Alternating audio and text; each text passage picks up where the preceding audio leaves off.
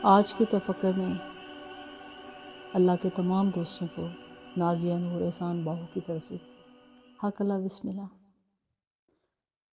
مجھے امید ہے کہ آپ مالک کی رحمت کے ساتھ عرفانی موتی جو ہے وہ آپ نے کافی زیادہ تلاش بھی کر لیے ہوں گے، اور مزید موتی آپ کے پاس آنے کو بے قرار ہیں، کیونکہ آپ کی حب بہت ہے اور آپ کی چاہ بہت ہے۔ تو آج کے تفکر میں جیسا کہ آپ جان رہے ہیں کہ ہم نے ایک سیریز شروع کی ہوئی ہے اسم اللہ ذات کے حوالے سے، تو اس کو ہم مختلف صوفیہ کرام کی نظر سے انالیسس کر رہے ہیں اور اہم مفکرین کی نظر سے۔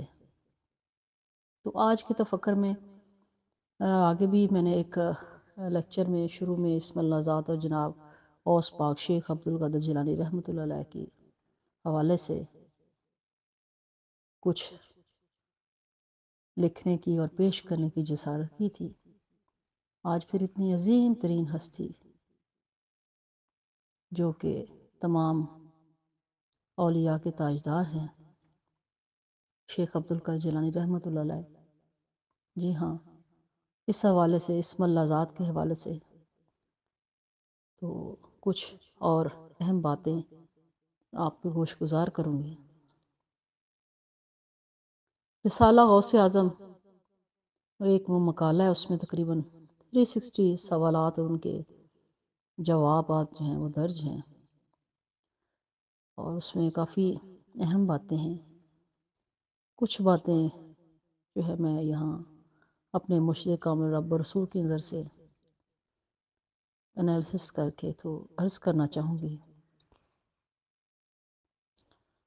حضرت شیخ عبدالقادر جیلانی فرماتے ہیں کہ جو اسم اللہ ذات کے حوالے سے کہ جو باطن میں میری طرف سفر سے محروم رہا، جو باطن میں میری طرف، اب میری طرف کون سی ہے؟ آپ کی اپنی طرف کون سی ہے؟ آپ کا اپنا آپ کیا ہے؟ آپ کا اپنا آپ کون ہے؟ آپ کو سیلف ریکگنیشن، جس نے اپنے آپ کو شناخت کیا اس نے اپنے رب کو شناخت کیا۔ یعنی جو باطن میں میری طرف سفر سے محروم رہا، یعنی اسے پھر کیا ہوا کہ روح اسم اللہ ذات کا ادراک نہ ہوا، اور جس کو روح اسم اللہ ذات کا ادراک نہ ہوا میں اس کو ظاہری سفر میں مبتلا کر دیتا ہوں۔ یہ کھول کے یہاں پہ انہوں نے بیان کر دیا کہ جس نے اپنے آپ کو تلاش نہیں کی، اپنے آپ کو پانے کی کوشش نہیں کی، تو پھر وہ دور ہوتا جاتا ہے۔ اس کو بظاہر جو ہے وہ فیسیلیٹیٹ وہ لگ رہا ہے اسے کہ ہو رہا ہے، لیکن وہ ایک دوری ہو رہی ہوتی ہے، اصل مقصد سے وہ ہٹ رہا ہوتا ہے، اور ظاہری سفر ہے وہ مزید دوری ہے۔ اصل میں باطن کا سفر ہی عشق کی تعلیم اور معرفت کا اصل ہے۔ جو باطن کا سفر ہی ہے وہ عشق کی تعلیم اور معرفت کا اصل ہے، لیکن اس معرفت کی اصل کو پانا، اس اللہ ذات کا ادراک کرنا، وہ مرشد کامل یا کاملہ کے بغیر حاصل نہیں ہو سکتا، کیونکہ مرشد کامل کاملہ، فقیر کامل کاملہ، فقیر کامل کاملہ کی ایک نوری نظر قلب کے تمام پردے آپ کے چاک کر دیتے ہیں۔ مالک اور آپ کے درمیان جو حجاب اس کو ہٹا دیتا ہے، جس کے نتیجے میں آپ اسم اللہ ذات کا ادراک کر لیتے ہیں۔ پھر ایک اور جگہ آپ فرماتے ہیں، جناب شیخ عبدالقادر جیلانی رحمۃ اللہ فرماتے ہیں کہ مالک بندے سے کیا کہتا ہے، کیا کہہ رہا ہے؟ وہ جو شہر حق سے قریب ہے کیا کہہ رہا ہے؟ وہ کہہ رہا ہے کہ میں انسان کے علاوہ میرا کوئی مکان نہیں، انسان کے علاوہ میرا کوئی مکان نہیں۔ کلیئر کٹ اس نے کھول کے ہی has clearly stated in this particular sentence کہ آپ مجھے کہاں تلاش کریں، آپ اپنے اندر جھانکیں، کیونکہ مالک نے کہہ دیا کہ میرا انسان کے علاوہ کوئی مکان نہیں۔ مکان اور لا مکان کی حقیقت کھول کے بیان کر دی۔ اس اللہ کے ذات کے ادراک کے لیے اس خوبصورت جو آپ کو سیکرٹ بتایا گیا ہے، راز بتایا گیا ہے، معرفت کا، اس پر غور و فکر کریں اور تدبر کریں۔ پھر وہ مالک فرماتا ہے کہ فقیر کا کھانا اور اس کا پینا ہی میرا کھانا پینا ہے۔ کتنی شان ہے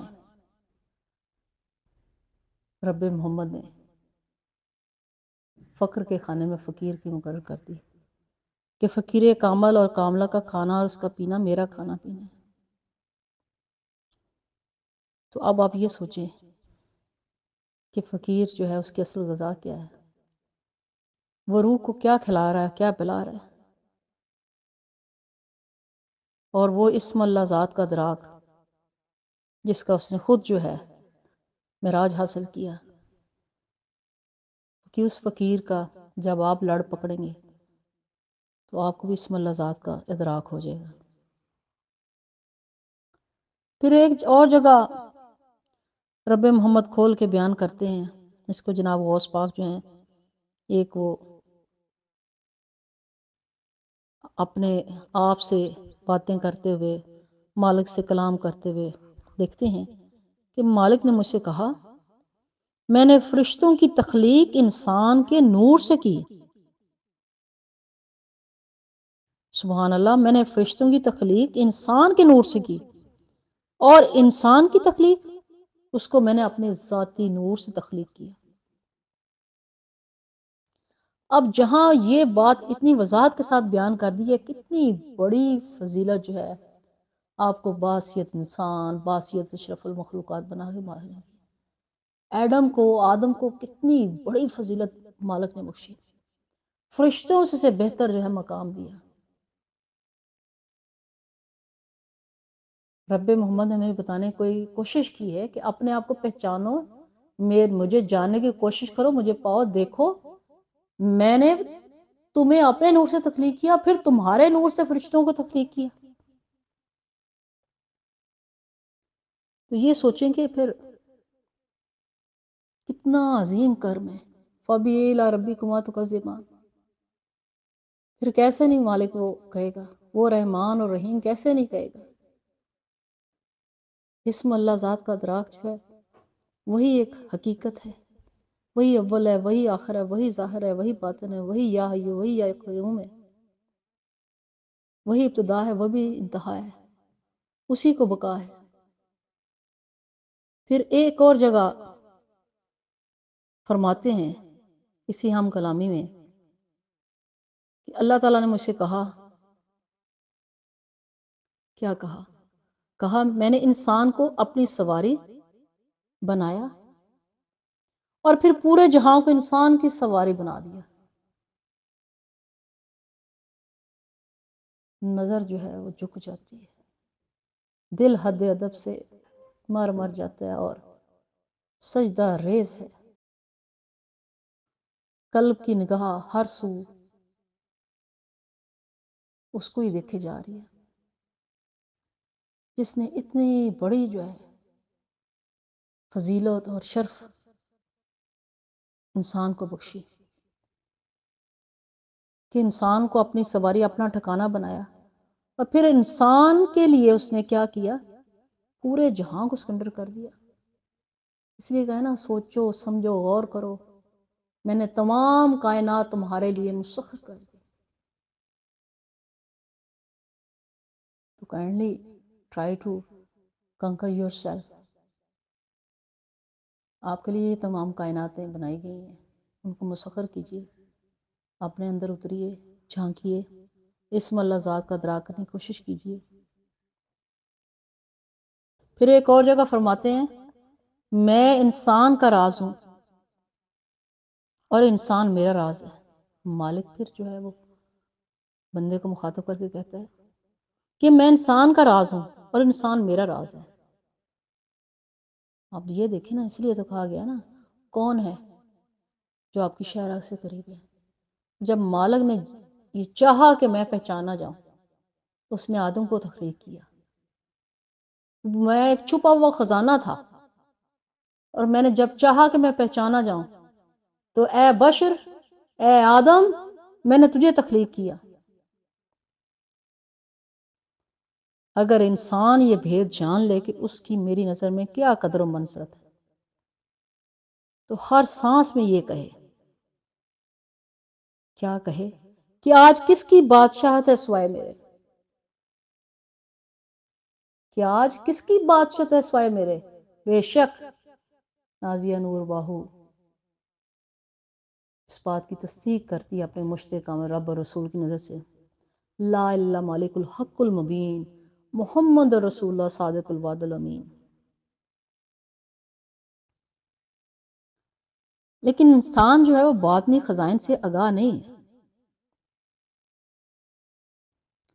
اس لیے اپنے باطنی اگر آپ خزائن سے آگاہ ہونا چاہتے ہیں تو اپنے آپ میں اتریے اور مالک کا ادراک کیجئے، اپنے آپ کو ریکگنائز کیجئے، تاکہ آپ باطنی جو خزینے جو ہیں، جو ایک اتنی بڑی کائنات، ایک عالم نے تمام عالمین آپ کے لیے بنائے گئے ہیں، تو اس سے اویئرنیس جو حاصل کریں۔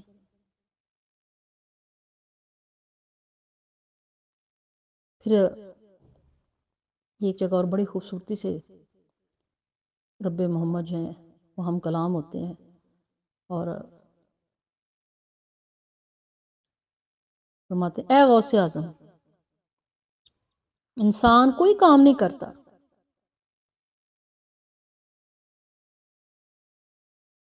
کوئی چیز کھاتا نہ پیتا ہے، نہ اٹھتا ہے نہ بیٹھتا ہے نہ چلتا ہے نہ پھرتا ہے، نہ کسی چیز کی طرف متوجہ ہو جاتا ہے اور نہ کسی کی طرف بے رخی برتتا ہے، اور جو کچھ کرتا ہے میں ہی اسی میں ہوتا ہوں، میں اس کا غیر نہیں ہوں، میں اس کا اپنا ہی ہوں۔ سبحان اللہ، کتنے عمدہ طریقے سے کھول کے بیان کر دیا۔ یعنی اس کا کان، آنکھ، جسم، نفس، قلب، ہاتھ، پاؤں، سب کو میں نے کس لیے کیا ہے پیدا؟ اپنے لیے ظاہر کیا ہے، وہ نہیں ہے، میں ہی ہوں۔ اور پھر فرماتے ہیں